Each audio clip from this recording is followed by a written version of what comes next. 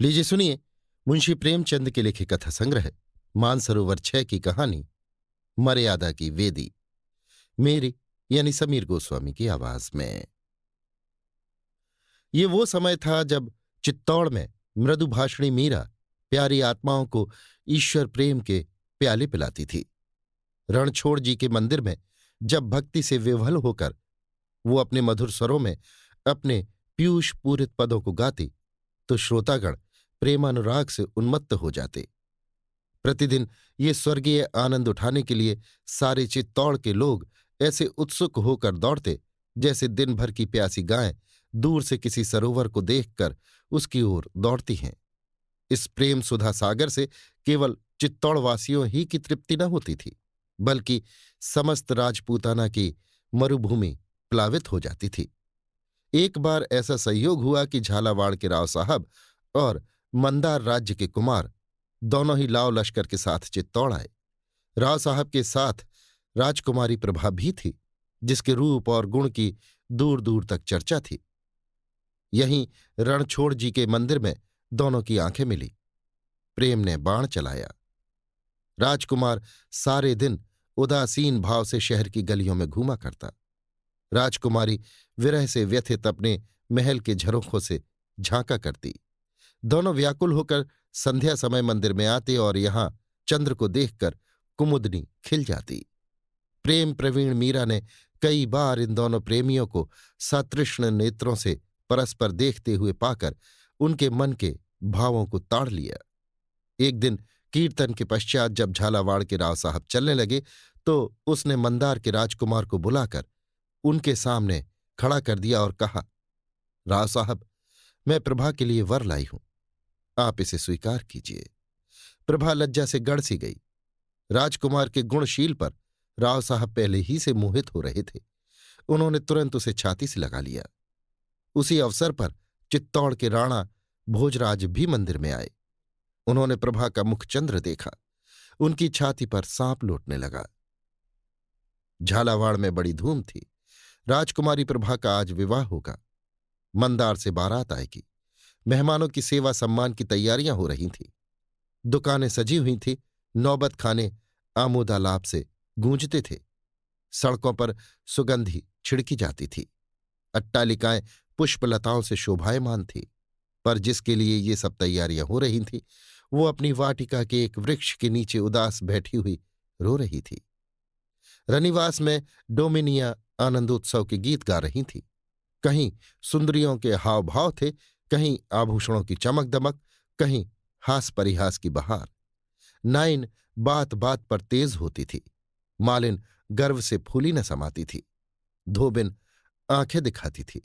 कुम्हारिन मटके के सदृश फूली हुई थी। मंडप के नीचे पुरोहित जी बात बात पर सुवर्ण मुद्राओं के लिए ठुनकते थे। रानी सिर के बाल खोले भूखी प्यासी चारों ओर दौड़ती थी। सबकी बौछारें सहती थी और अपने भाग्य को सराहती थी। दिल खोलकर हीरे जवाहिर लुटा रही थी। आज प्रभा का विवाह है। बड़े भाग्य से ऐसी बातें सुनने में आती हैं। सब के सब अपनी अपनी धुन में मस्त हैं। किसी को प्रभा की फिक्र नहीं है, जो वृक्ष के नीचे अकेली बैठी रो रही है। एक रमणी ने आकर नाइन से कहा, बहुत बढ़ चढ़कर बातें न कर, कुछ राजकुमारी का भी ध्यान है, चल उनके बाल गूंथ। नाइन ने दांतों तले जीभ दबाई। दोनों प्रभा को ढूंढती हुई बाग में पहुंची। प्रभा ने उन्हें देखते ही आंसू पोंछ डाले। नाइन मोतियों से मांग भरने लगी और प्रभा सिर नीचा किए आंखों से मोती बरसाने लगी। रमणी ने सजल नेत्र होकर कहा, बहन, दिल इतना छोटा मत करो। मुंह मांगी मुराद पाकर इतनी उदास क्यों होती हो? प्रभा ने सहेली की ओर देखकर कहा, बहन, जाने क्यों दिल बैठा जाता है। सहेली ने छेड़कर कहा, पिया मिलन की बेकली है। प्रभा उदासीन भाव से बोली, कोई मेरे मन में बैठा कह रहा है कि अब उनसे मुलाकात न होगी। सहेली उसके केश संवार कर बोली, जैसे उषा काल से पहले कुछ अंधेरा हो जाता है, उसी प्रकार मिलाप के पहले प्रेमियों का मन अधीर हो जाता है। प्रभा बोली, नहीं बहन, ये बात नहीं। मुझे शकुन अच्छे नहीं दिखाई देते। आज दिन भर मेरी आंख फड़कती रही। रात को मैंने बुरे स्वप्न देखे। मुझे शंका होती है कि आज अवश्य कोई न कोई विघ्न पड़ने वाला है। तुम राजा भोजराज को जानती हो ना? संध्या हो गई। आकाश पर तारों के दीपक जले। झालावाड़ में बूढ़े जवान सभी लोग बारात की अगवानी के लिए तैयार हुए। मर्दों ने पागें सवारी, शस्त्र साजे। युवतियां श्रृंगार कर गाती बजाती रनिवास की ओर चली। हजारों स्त्रियां छत पर बैठी बारात की राह देख रही थीं। अचानक शोर मचा कि बारात आ गई। लोग संभल बैठे। नगाड़ों पर चोटें पड़ने लगीं, सलामियां दगने लगीं। जवानों ने घोड़ों को इड़ लगाई। एक क्षण में सवारों की एक सेना राजभवन के सामने आकर खड़ी हो गई। लोगों को देखकर बड़ा आश्चर्य हुआ, क्योंकि ये मंदार की बारात नहीं थी, बल्कि राणा भोजराज की सेना थी। झालावाड़ वाले अभी विस्मित खड़े ही थे, कुछ निश्चय न कर सके थे कि क्या करना चाहिए। इतने में चित्तौड़ वालों ने राजभवन को घेर लिया। तब झालावाड़ी भी सचेत हुए, संभल कर तलवारें खींच ली और आक्रमणकारियों पर टूट पड़े। राजा महल में घुस गया। रनिवास में भगदड़ मच गई। प्रभा 16 श्रृंगार किए सहेलियों के साथ बैठी थी। ये हलचल देखकर घबराई। इतने में राव साहब हाँफते हुए आए और बोले, बेटी प्रभा, राणा भोजराज ने हमारे महल को घेर लिया है। तुम चटपट ऊपर चली जाओ और द्वार को बंद कर लो। अगर हम क्षत्रिय हैं तो एक चित्तौड़ी भी यहां से जीता न जाएगा। राव साहब बात भी पूरी न करने पाए थे कि राणा कई वीरों के साथ आ पहुंचे और बोले, चित्तौड़ वाले तो सिर कटाने के लिए आए ही हैं, पर यदि वे राजपूत हैं तो राजकुमारी को लेकर ही जाएंगे। वृद्ध राव साहब की आंखों से ज्वाला निकलने लगी। वे तलवार खींचकर राणा पर झपटे। उन्होंने वार बचा लिया और प्रभा से कहा, राजकुमारी हमारे साथ चलोगी? प्रभा सिर झुकाए राणा के सामने आकर बोली, हां, चलूंगी। राव साहब को कई आदमियों ने पकड़ लिया। वे तड़प कर बोले, प्रभा, तू राजपूत की कन्या है? प्रभा की आंखें सजल हो गई। बोली, राणा भी तो राजपूतों के कुल तिलक है। राव साहब ने क्रोध में आकर कहा, निर्लज्जा! कटार के नीचे पड़ा हुआ बलिदान का पशु जैसी दीन दृष्टि से देखता है, उसी भांति प्रभा ने राव साहब की ओर देखकर कहा, जिस झालावाड़ की गोद में पली हूं, क्या उसे रक्त से रंगवा दूं? राव साहब ने क्रोध से कांप कर कहा, क्षत्रियों को रक्त इतना प्यारा नहीं होता। मर्यादा पर प्राण देना उनका धर्म है। तब प्रभा की आंखें लाल हो गई, चेहरा तमतमाने लगा। बोली, राजपूत कन्या अपने सतीत्व की रक्षा आप कर सकती है, इसके लिए रुधिर प्रवाह की आवश्यकता नहीं।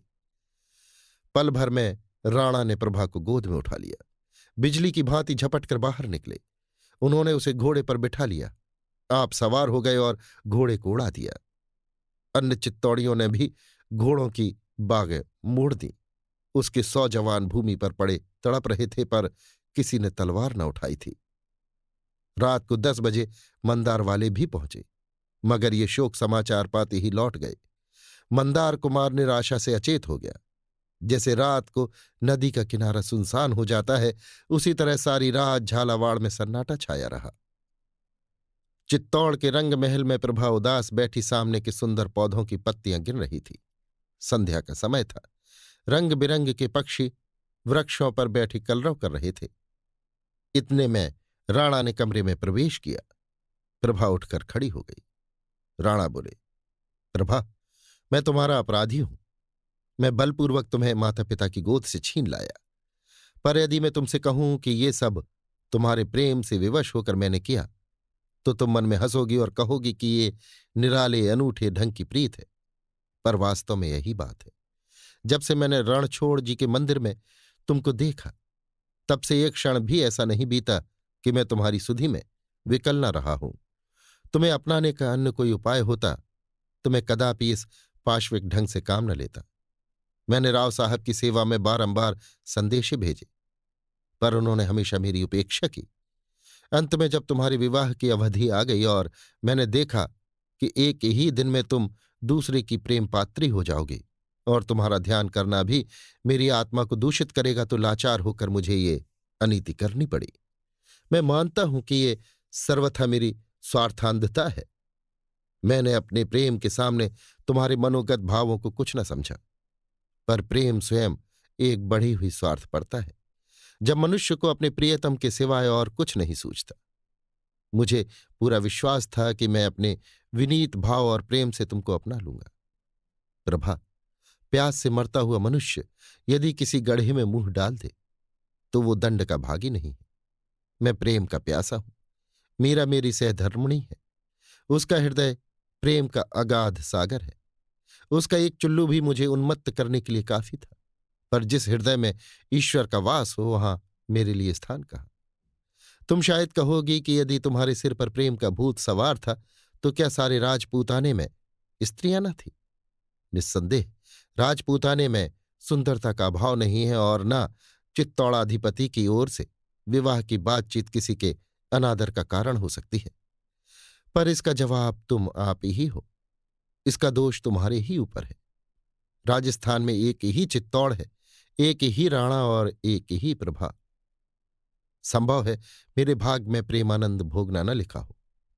ये मैं अपने कर्मलेख को मिटाने का थोड़ा सा प्रयत्न कर रहा हूं, परंतु भाग्य के अधीन बैठे रहना पुरुषों का काम नहीं है। मुझे इसमें सफलता होगी या नहीं, इसका फैसला तुम्हारे हाथ है। प्रभा की आंखें जमीन की तरफ थीं और मन फुदकने वाली चिड़िया की भांति इधर उधर उड़ता फिरता था। वो झालावाड़ को मार काट से बचाने के लिए राणा के साथ आई थी, मगर राणा के प्रति उसके हृदय में क्रोध की तरंगें उठ रही थीं। उसने सोचा था कि वे यहां आएंगे तो उन्हें राजपूत कुल कलंक, अन्यायी, दुराचारी, दुरात्मा कायर कहकर उनका गर्व चूर चूर कर दूंगी। उसको विश्वास था कि यह अपमान उनसे न सहा जाएगा और वे मुझे बलात् अपने काबू में लाना चाहेंगे। इस अंतिम समय के लिए उसने अपने हृदय को खूब मजबूत और अपनी कटार को खूब तेज कर रखा था। उसने निश्चय कर लिया था कि इसका एक वार उन पर होगा, दूसरा अपने कलेजे पर, और इस प्रकार ये पाप कांड समाप्त हो जाएगा। लेकिन राणा की नम्रता, उनकी करुणात्मक विवेचना और उनके विनीत भाव ने प्रभा को शांत कर दिया। आग पानी से बुझ जाती है। राणा कुछ देर वहां बैठे रहे, फिर उठकर चले गए। प्रभा को चित्तौड़ में रहते 2 महीने गुजर चुके हैं। राणा उसके पास फिर न आए। इस बीच में उनके विचारों में कुछ अंतर हो गया है। झालावाड़ पर आक्रमण होने के पहले मीराबाई को इसकी बिल्कुल खबर न थी।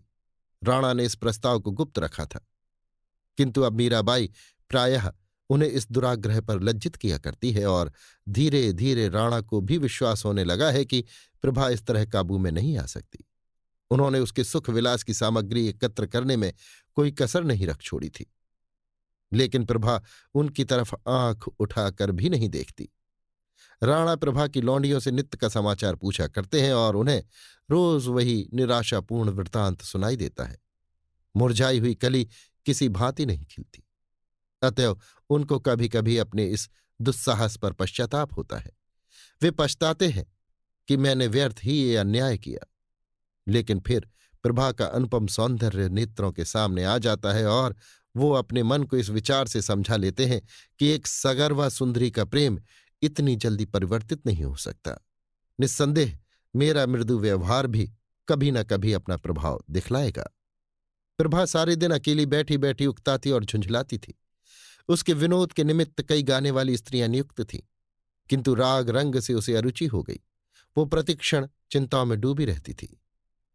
राणा के नम्र भाषण का प्रभाव अब मिट चुका था और उसकी अमानुषिक वृत्ति अब फिर अपने यथार्थ रूप में दिखाई देने लगी थी।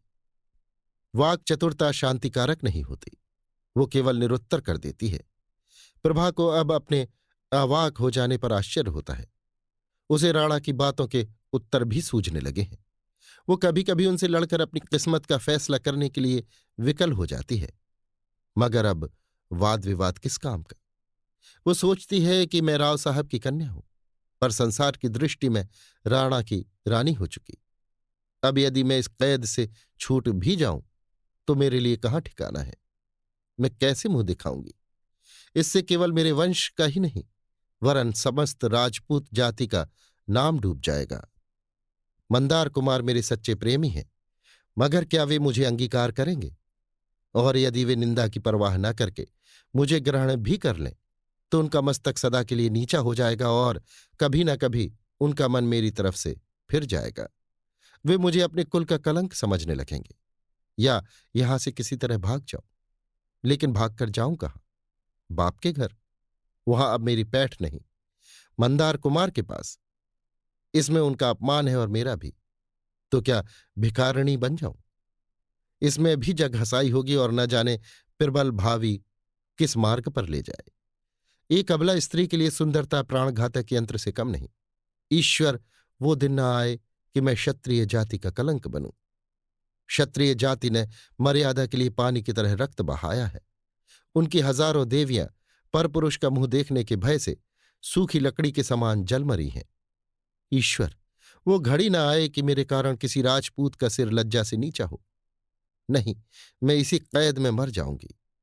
राणा के अन्याय सहूंगी, जलूंगी, मरूंगी, पर इसी घर में। विवाह जिससे होना था हो चुका। हृदय में उसकी उपासना करूंगी, पर कंठ के बाहर उसका नाम न निकालूंगी। एक दिन झुंझलाकर उसने राणा को बुला भेजा। वे आए। उनका चेहरा उतरा था। वे कुछ चिंतित से थे। प्रभा कुछ कहना चाहती थी, पर उनकी सूरत देखकर उसे उन पर दया आ गई। उन्होंने उसे बात करने का अवसर न देकर स्वयं कहना शुरू किया।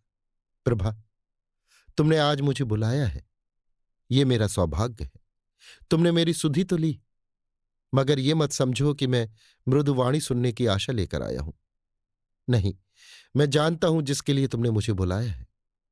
ये लो, तुम्हारा अपराधी तुम्हारे सामने खड़ा है। उसे जो दंड चाहो दो। मुझे अब तक आने का साहस न हुआ। इसका कारण यही दंड भय था। तुम क्षत्राणी हो, और क्षत्राणियां क्षमा करना नहीं जानती। झालावाड़ में जब तुम मेरे साथ आने पर स्वयं उद्यत हो गई, तो मैंने उसी क्षण तुम्हारे जौहर परख लिए। मुझे मालूम हो गया कि तुम्हारा हृदय बल और विश्वास से भरा हुआ है। उसे काबू में लाना सहज नहीं। तुम नहीं जानती कि ये 1 मास मैंने किस तरह काटा है। तड़प तड़प कर मर रहा हूं। पर जिस तरह शिकारी बिफरी हुई सिंगनी के सम्मुख जाने से डरता है, वही दशा मेरी थी। मैं कई बार आया, यहां तुमको उदास त्योरियां चढ़ाए बैठे देखा। मुझे अंदर पैर रखने का साहस न हुआ। मगर आज मैं बिना बुलाया मेहमान नहीं हूं। तुमने मुझे बुलाया है और तुम्हें अपने मेहमान का स्वागत करना चाहिए। हृदय से न सही।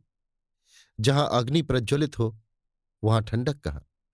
बातों ही से सही, अपने भावों को दबाकर ही सही।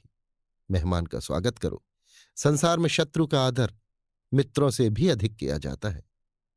प्रभा, एक क्षण के लिए क्रोध को शांत करो और मेरे अपराधों पर विचार करो। तुम मेरे ऊपर यही दोषारोपण कर सकती हो कि मैं तुम्हें माता पिता की गोद से छीन लाया। तुम जानती हो, कृष्ण भगवान रुक्मणी को हर लाए थे। राजपूतों में ये कोई नई बात नहीं है। तुम कहोगी, इससे झालावाड़ वालों का अपमान हुआ, पर ऐसा कहना कदापि ठीक नहीं। झालावाड़ वालों ने वही किया जो मर्दों का धर्म था। उनका पुरुषार्थ देखकर हम चकित हो गए। यदि विकृत कार्य नहीं हुए तो ये उनका दोष नहीं है।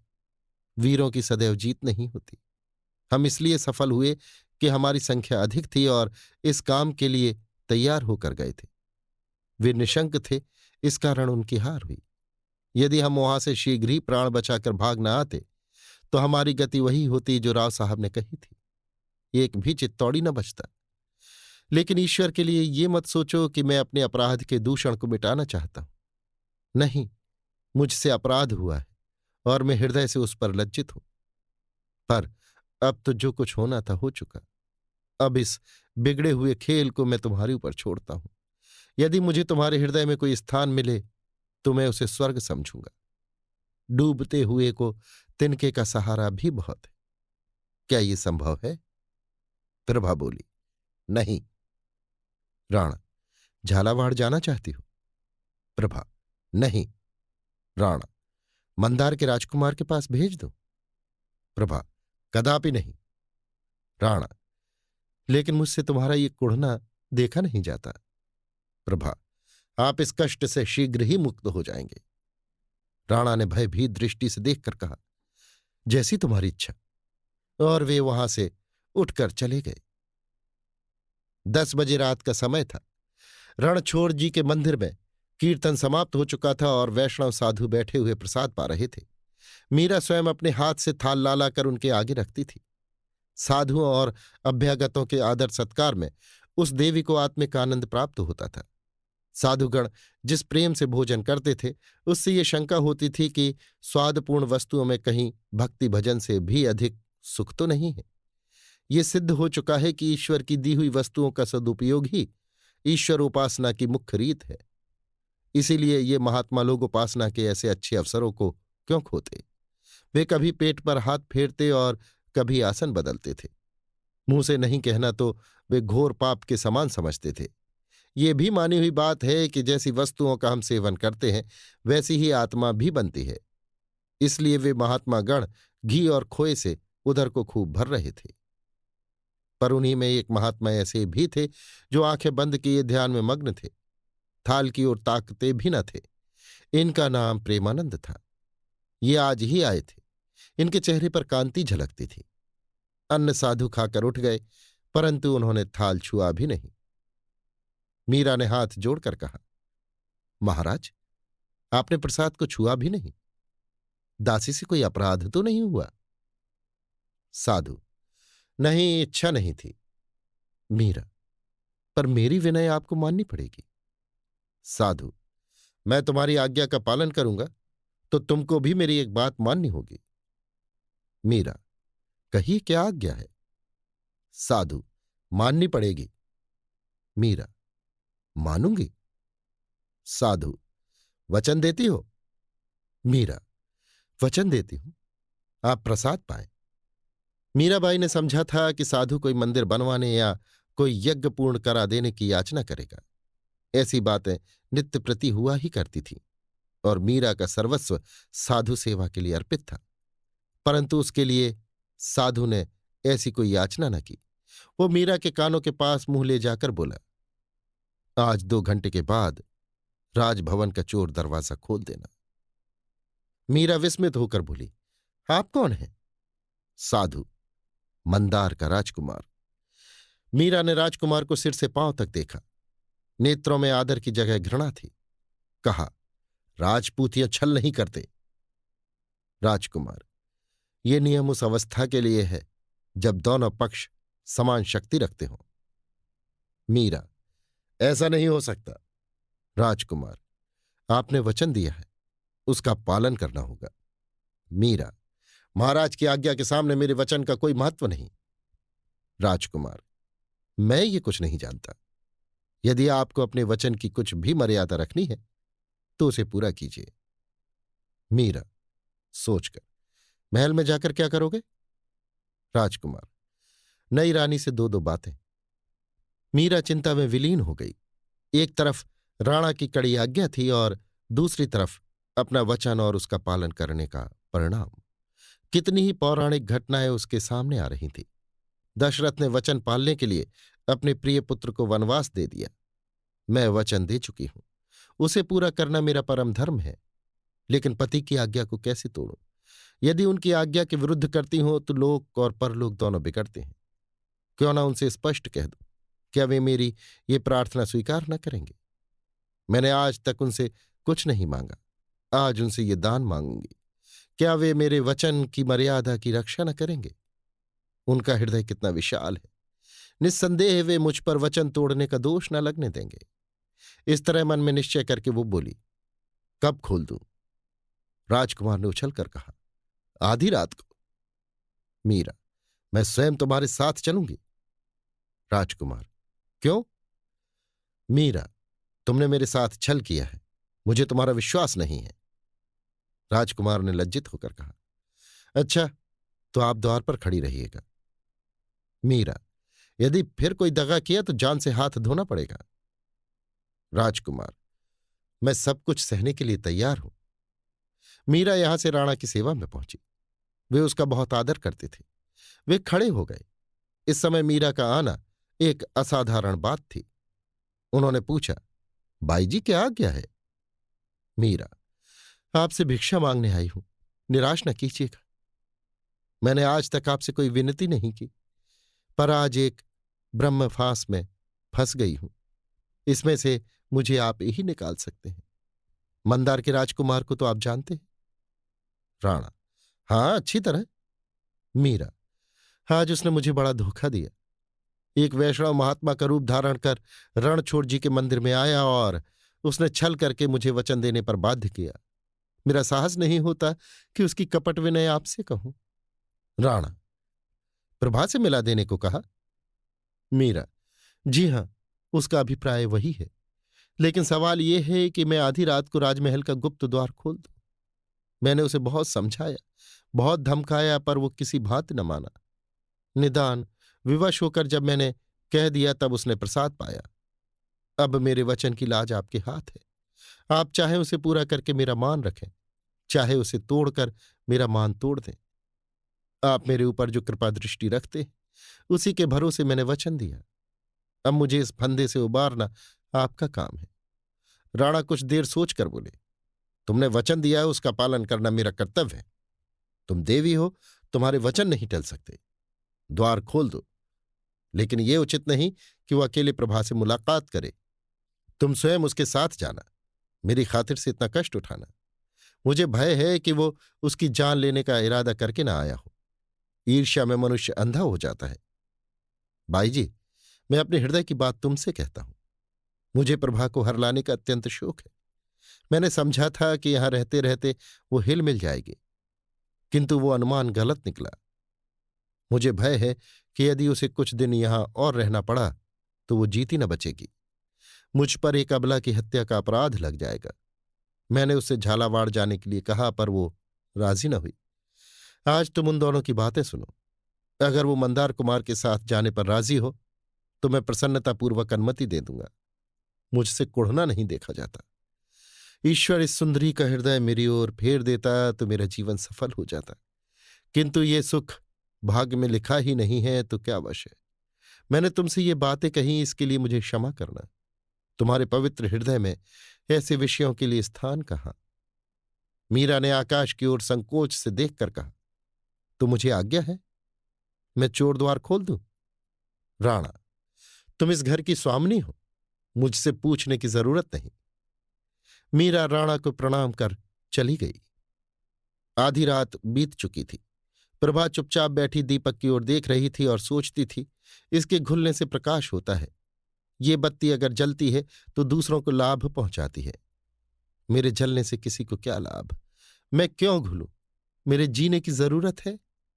उसने फिर खिड़की से सिर निकालकर आकाश की तरफ देखा। काले पट पर उज्ज्वल तारे जगमगा रहे थे।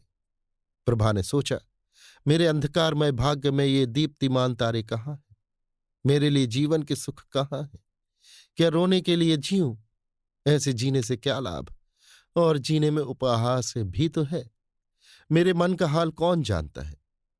संसार मेरी निंदा करता होगा। झालावाड़ की स्त्रियां मेरे मृत्यु के शुभ समाचार सुनने की प्रतीक्षा कर रही होंगी। मेरी प्रिय माता लज्जा से आंखें न उठा सकती होगी। लेकिन जिस समय मेरे मरने की खबर मिलेगी, गर्व से उनका मस्तक ऊंचा हो जाएगा। ये बेहयाई का जीना है। ऐसे जीने से मरना कहीं उत्तम है। प्रभा ने तकिए के नीचे से एक चमकती हुई कटार निकाली। उसके हाथ कांप रहे थे। उसने कटार की तरफ आंखें जमाई, हृदय को उसके अभिवादन के लिए मजबूत किया। हाथ उठाया, किंतु हाथ न उठा। आत्मा दृढ़ न थी। आंखें झपक गईं, सिर में चक्कर आ गया। कटार हाथ से छूटकर जमीन पर गिर पड़ी। प्रभा क्रुद्ध होकर सोचने लगी, क्या मैं वास्तव में निर्लज्ज हूं? मैं राजपूतनी होकर मरने से डरती हूं? मान मर्यादा खोकर बेहया लोग ही जिया करते हैं। वो कौन सी आकांक्षा है जिसने मेरी आत्मा को इतना निर्बल बना रखा है? क्या राणा की मीठी मीठी बातें? राणा मेरे शत्रु हैं।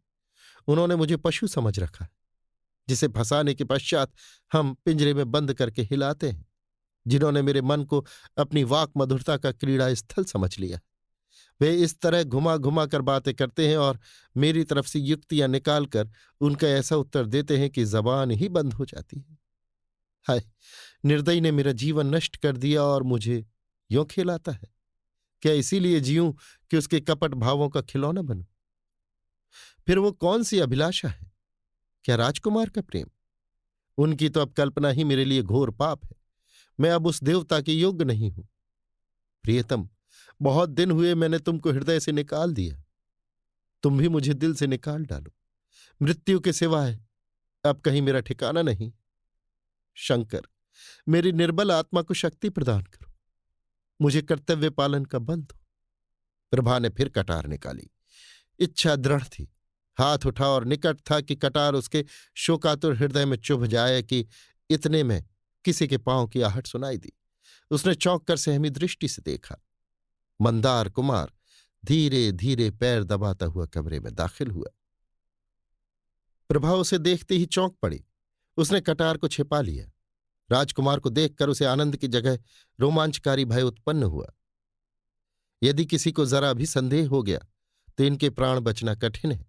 इनको तुरंत यहां से निकल जाना चाहिए। यदि इन्हें बातें करने का अवसर दूं तो विलंब होगा और फिर ये अवश्य ही फंस जाएंगे। राणा इन्हें कदापि न छोड़ेंगे। ये विचार वायु और बिजली की तीव्रता के साथ उसके मस्तिष्क में दौड़े। वो तीव्र स्वर में बोली, भीतर मत आओ। राजकुमार ने पूछा, मुझे पहचाना नहीं? प्रभा, खूब पहचान लिया, किंतु ये बातें करने का समय नहीं है। राणा तुम्हारी घात में है, अभी यहां से चले जाओ। राजकुमार ने एक पग और आगे बढ़ाया और निर्भीकता से कहा, प्रभा, तुम मुझसे निष्ठुरता करती हो। प्रभा ने धमका कर कहा, तुम यहां ठहरोगे तो मैं शोर मचा दूंगी। राजकुमार ने उद्दंडता से उत्तर दिया, इसका मुझे भय नहीं। मैं अपनी जान हथेली पर रखकर आया हूं। आज दोनों में से एक का अंत हो जाएगा, या तो राणा रहेंगे या मैं रहूंगा। तुम मेरे साथ चलोगे? प्रभा ने दृढ़ता से कहा, नहीं। राजकुमार व्यंग भाव से बोला, क्यों? क्या चित्तौड़ की जलवायु पसंद आ गई? प्रभा ने राजकुमार की ओर तिरस्कृत नेत्रों से देखकर कहा, संसार में अपनी सब आशाएं पूरी नहीं होती। जिस तरह यहां मैं अपना जीवन काट रही हूं वो मैं ही जानती हूं, किंतु लोक निंदा भी तो कोई चीज है। संसार की दृष्टि में मैं चित्तौड़ की रानी हो चुकी। अब राणा जिस भांति रखें उसी भांति रहूंगी। मैं अंत समय तक उनसे घृणा करूंगी, जलूंगी, कुड़ूंगी। जब जलन न सही जाएगी तो विष खा लूंगी या छाती में कटार मारकर मर जाऊंगी, लेकिन इसी भवन में, इस घर के बाहर कदापि पैर न रखूंगी। राजकुमार के मन में संदेह हुआ कि प्रभा पर राणा का वशीकरण मंत्र चल गया। ये मुझसे छल कर रही है। प्रेम की जगह ईर्ष्या पैदा हुई। वो उसी भाव से बोला, और यदि मैं यहां से उठा ले जाऊं? प्रभा के तेवर बदल गए। बोली, तो मैं वही करूंगी जो ऐसी अवस्था में शतरानियां किया करती हैं। अपने गले में छुरी मार लूंगी या तुम्हारे गले में। राजकुमार एक पग और आगे बढ़ाकर ये कटु वाक्य बोला, राणा के साथ तो तुम खुशी से चली आई, उस समय छुरी कहाँ गई थी? प्रभा को ये शब्द शर्सा लगा। वो तिलमिलाकर बोली, उस समय इसी छुरी के एक वार से खून की नदी बहने लगती। मैं नहीं चाहती थी कि मेरे कारण मेरे भाई बंधुओं की जान जाए। इसके सिवाय मैं कुंवारी थी। मुझे अपनी मर्यादा के भंग होने का कोई भय न था। मैंने पतिव्रत नहीं लिया था। कम से कम संसार मुझे ऐसा समझता था। मैं अपनी दृष्टि में अब भी वही हूं, किंतु संसार की दृष्टि में कुछ और हो गई हूं। लोकलाज ने मुझे राणा की आज्ञाकारिणी बना दिया है। पतिव्रत की बेड़ी जबरदस्ती मेरे पैरों में डाल दी गई है। अब इसकी रक्षा करना मेरा धर्म है। इसके विपरीत और कुछ करना शतरानियों के नाम को कलंकित करना है। तो मेरे घाव पर व्यर्थ नमक क्यों छिड़कते हो? ये कौन सी भलमनसी है? मेरे भाग्य में जो कुछ बदा है वो भोग रही हूं। मुझे भोगने दो और तुमसे विनती करती हूं कि शीघ्र ही यहां से चले जाओ। राजकुमार एक पग और बढ़ाकर दुष्ट भाव से बोला, प्रभा, यहां आकर तुम त्रिया चरित्र में निपुण हो गई। तुम मेरे साथ विश्वासघात करके अब धर्म की आड़ ले रही हो। तुमने मेरे प्रणय को पैरों तले कुचल दिया और अब मर्यादा का बहाना ढूंढ रही हो। मैं इन नेत्रों से राणा को तुम्हारे सौंदर्य पुष्प का भ्रमर बनते नहीं देख सकता। मेरी कामनाएं मिट्टी में मिलती हैं तो तुम्हें लेकर जाएंगी। मेरा जीवन नष्ट होता है तो उसके पहले तुम्हारे जीवन का भी अंत होगा। तुम्हारी बेवफाई का यही दंड है। बोलो, क्या निश्चय करती हो? इस समय मेरे साथ चलती हो या नहीं? किले के बाहर मेरे आदमी खड़े हैं। प्रभा ने निर्भयता से कहा, नहीं। राजकुमार, सोच लो, नहीं तो पछताओगी। प्रभा, खूब सोच लिया। राजकुमार ने तलवार खींच ली और वो प्रभा की तरफ लपके। प्रभा भय से आंखें बंद किए एक कदम पीछे हट गई। मालूम होता था उसे मूर्छा आ जाएगी। अकस्मात राणा तलवार लिए वेग के साथ कमरे में दाखिल हुए। राजकुमार संभल कर खड़ा हो गया। राणा ने सिंह के समान गरज कर कहा, दूर हट, क्षत्रिय स्त्रियों पर हाथ नहीं उठाते। राजकुमार ने तनकर उत्तर दिया, लज्जाहीन स्त्रियों की यही सजा है। राणा ने कहा, तुम्हारा वैरी तो मैं था, मेरे सामने आते क्यों लजाते थे? जरा मैं भी तुम्हारी तलवार की काट देखता। राजकुमार ने ऐंठ कर राणा पर तलवार चलाई। शस्त्र विद्या में राणा अति कुशल थे। वार खाली देकर राजकुमार पर झपटे। इतने में प्रभा, जो मूर्छित अवस्था में दीवार से चिमटी खड़ी थी, बिजली की तरह कौंध कर राजकुमार के सामने खड़ी हो गई। राणा वार कर चुके थे। तलवार का पूरा हाथ उसके कंधे पर पड़ा। रक्त की फुहार छूटने लगी। राणा ने एक ठंडी सांस ली और उन्होंने तलवार हाथ से फेंक कर गिरती हुई प्रभा को संभाल लिया। क्षण मात्र में प्रभा का मुखमंडल वर्णहीन हो गया, आंखें बुझ गई, दीपक ठंडा हो गया। मंदार कुमार ने भी तलवार फेंक दी और वो आंखों में आंसू भर प्रभा के सामने घुटने टेक कर बैठ गया। दोनों प्रेमियों की आंखें सजल थीं। पतंगे बुझे हुए दीपक पर जान दे रहे थे। प्रेम के रहस्य निराले हैं। अभी एक क्षण हुआ, राजकुमार प्रभा पर तलवार लेकर झपटा था। प्रभा किसी प्रकार उसके साथ चलने पर उद्यत न होती थी। लज्जा का भय, धर्म की बेड़ी, कर्तव्य की दीवार रास्ता रोके खड़ी थी। परंतु उसे तलवार के सामने देखकर उसने उस पर अपना प्राण अर्पण कर दिया। प्रीत की प्रथा निभाह दी, लेकिन अपने वचन के अनुसार उसी घर में। हाँ, प्रेम के रहस्य निराले हैं। अभी एक क्षण पहले राजकुमार प्रभा पर तलवार लेकर झपटा था। उसके खून का प्यासा था। ईर्ष्या की अग्नि उसके हृदय में दहक रही थी। वो रुधिर की धारा से शांत हो गई। कुछ देर तक वो अचेत बैठा रोता रहा। फिर उठा और उसने तलवार उठाकर जोर से अपनी छाती में चुभा ली। फिर रक्त की फुहार निकली। दोनों धाराएं मिल गईं और उनमें कोई भेद न रहा। प्रभा उसके साथ चलने पर राजी न थी, किंतु वो प्रेम के बंधन को तोड़ न सके। दोनों उस घर ही से नहीं, संसार से एक साथ सिधारे। अभी आप सुन रहे थे मुंशी प्रेमचंद के लिखे कथा संग्रह मानसरोवर 6 की कहानी मर्यादा की वेदी, मेरी यानी समीर गोस्वामी की आवाज में।